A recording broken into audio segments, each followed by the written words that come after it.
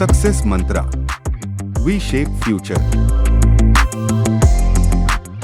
Hello everyone, welcome you all in today's the Hindu news analysis. So आज के the Hindu में as usual topics कम है, ठीक है। अच्छा, आपको लग रहा होगा कि यार ये आदमी हवा में बोल रहा है, टॉपिक कम है। तो देखो, अगर आप आज का न्यूज़पेपर उठाओगे तो आज के न्यूज़पेपर में 3 बड़े इंटरेस्टिंग न्यूज़ हैं।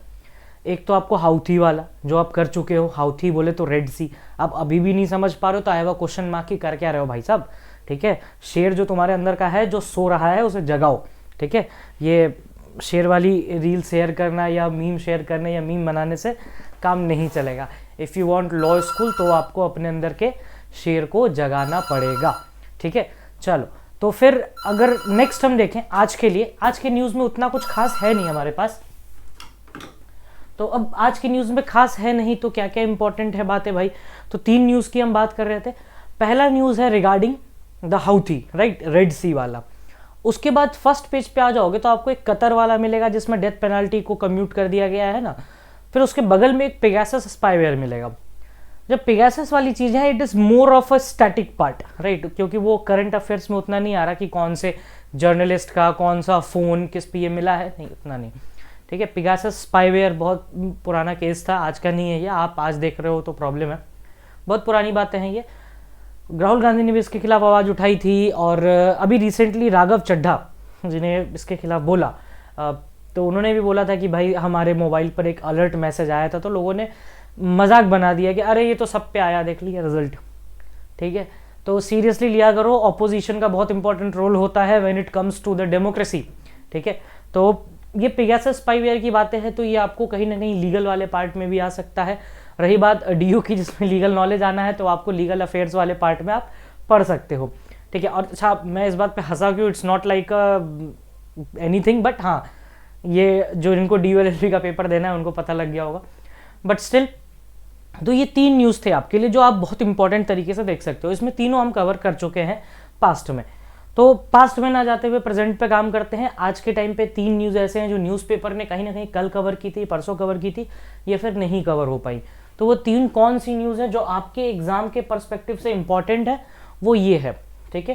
तानसेन समारोह, ऐसे लग रहा होगा कि बहुत आउट ऑफ द ब्लू जाके क्वेश्चन पूछा गया है, तो out of the blue examiner भी जा सकता है। तानसेन समारोह इन जनरल कवर नहीं होता है, आपको खोजना पड़ता है, you have to search it out. MHCET SLAT DUS UET अगर ये पूछता है तो I won't be surprise enough कि तानसेन समारोह कौन से स्टेट में या किस डिस्ट्रिक्ट में सेलिब्रेट किया गया, तो ये बहुत आसान क्वेश्चन माना जाएगा। और ये आए दिन किसी न किसी, अगर आप मैगजीन, जो भी मंथली मैगजीन्स आती हैं, ठीक है, मार्केट में बहुत सारी मंथली मैगजीन्स आपको मिल जाएंगी, उनमें आपको ये चीज़ देखने को मिल जाएगा कहीं ना कहीं वन लाइनर के फॉर्मेट में।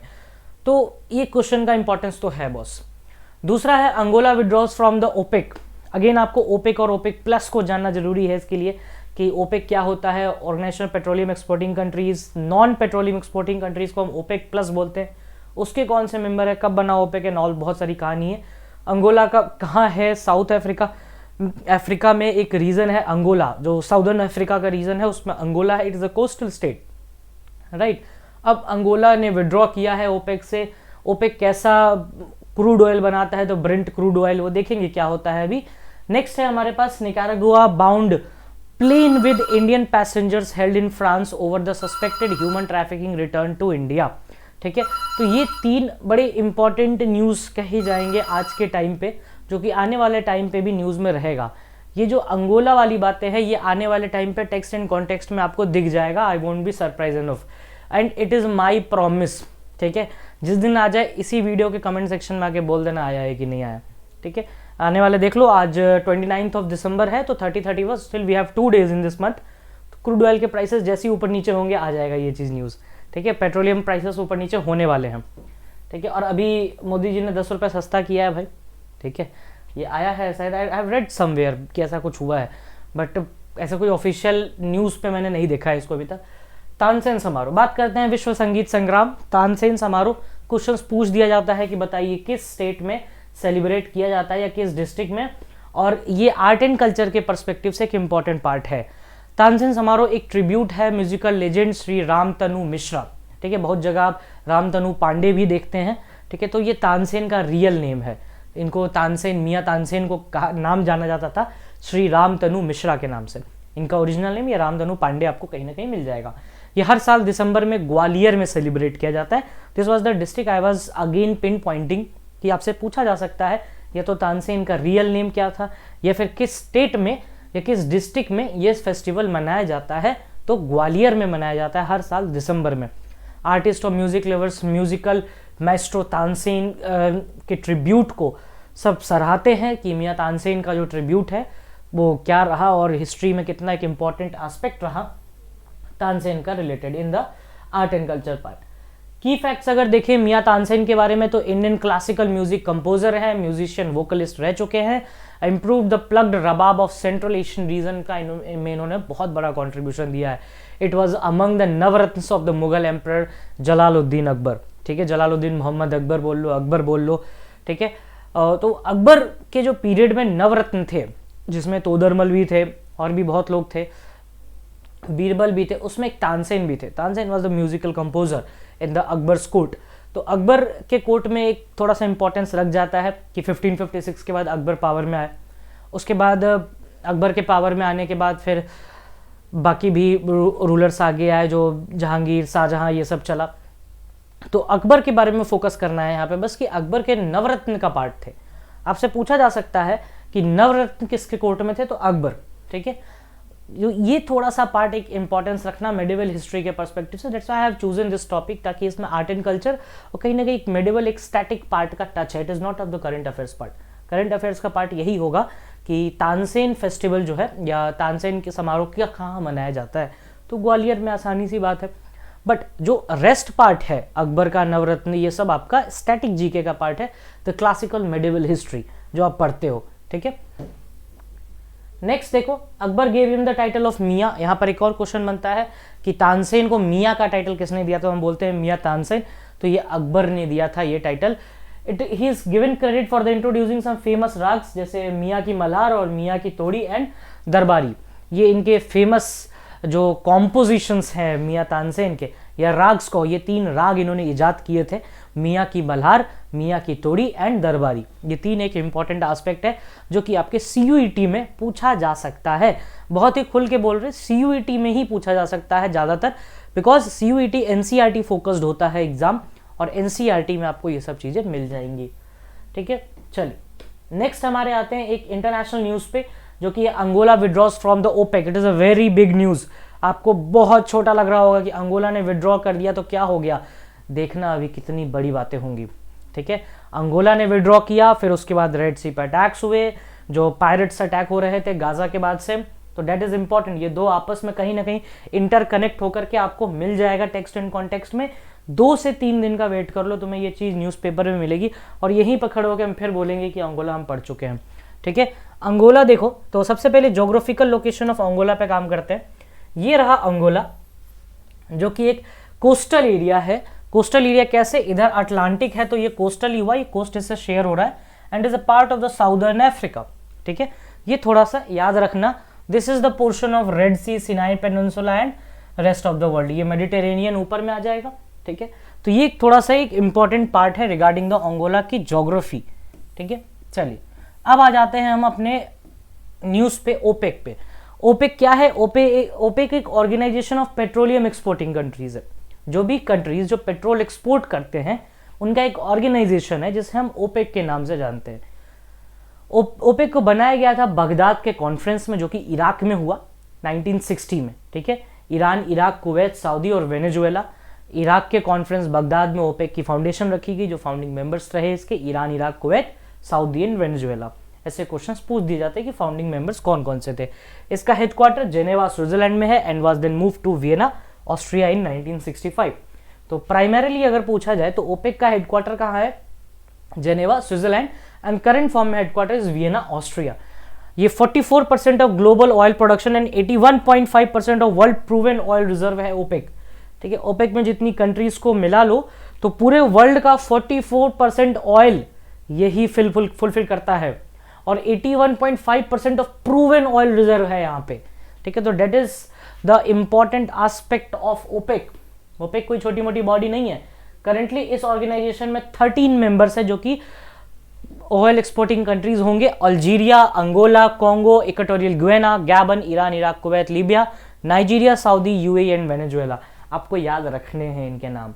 अंगोला इसका पार्ट नहीं है, तो अभी कितने हो गए टोटल, 12 मेंबर्स। कंट्रीज आती जाती रहती है ना, जैसे बोला गया था ना कि सरकारें तो आती जाती रहेंगी लेकिन ये देश रहना चाहिए, वैसे यहाँ पर है कंट्रीज आती जाती रहेंगी इसमें, बट ओपेक रहना चाहिए ताकि आप और पेट्रोलियम एक्सपोर्टिंग पे थोड़ा कहीं ना कहीं रेगुलेशन कर सके।